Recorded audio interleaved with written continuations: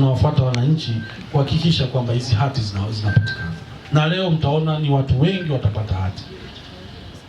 Kuna mamangu pale, yeye leo atapata hati, na namsifu sana Mheshimiwa Mkuu wa Wilaya. Utaona ni kwamba amependa kuwa na hati. Kama alivyosema Mkuu wa Wilaya, swala la msingi kabisa, kila mtu haone fahari kuwa na hati. Ndio maana wamesema kwenye kauli mbiu kwamba mwanamke haki yako miliki ardhi. Sasa tuwe na miliki za ardhi, naona badala ya kuwa sema mimi kiwanja changu nacho na barua ya serikali ya mtaa. Tuwe na hati miliki. Kwa nini hati miliki?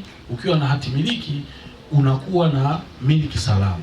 Kwanza, ili kabla hujapata hati miliki lazima papangwe na papimwe. Lakini zaidi, pamoja na kupanga na kupimwa kwa eneo, ndio unapata hiyo dokumenti ambayo imesajiliwa, kuna ushahidi. Maana unapewa, zinakuwa hati mbili, moja inabaki kwa msajili wa hati, moja unakuwa nayo. Lengo hata ukiwa kuna mgogoro utaenda muulize hata msajili wa hati, kumbukumbu zangu ziko sawa. Lakini kingine cha muhimu pia ni kwamba hizi hati zinatakiwa zitumike kama dhamana. Dhamana, ukisikia dhamana sio kumwekea tu dhamana mtu aliyokuwepo polisi, lakini kwa ajili ya kujipatia fedha. Watu wengi hapa, wengine tunajishughulisha kwenye kilimo, wengine kwenye biashara. Tukiwa na hati zetu zinaongeza thamani ya mali yetu, tunaweza kuzitumia zile hati kwa ajili ya kutafuta mikopo ambayo itaweza kutusaidia kwenye kilimo, itaweza kutusaidia kwenye biashara. Kwa ndugu zangu, ninawasihi sana tuhakikishe tunatumia hizi fursa vizuri.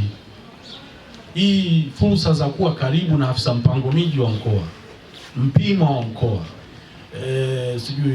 kamishna wa mkoa, zitasaidia sisi kuhakikisha kwamba tunapata hizo huduma zetu vizuri. Lakini pili, hata hiyo migogoro mingine ambayo ilikuwa ina shida, nayo itatusaidia, tutatumia fursa hii kwa ajili ya kuweza kushughulikia. Kuna wengine ambao walikuwa wanatakiwa waje hadi Morogoro kutatuliwa changamoto zao. Leo maafisa wapo hapa, tuwatumie vizuri.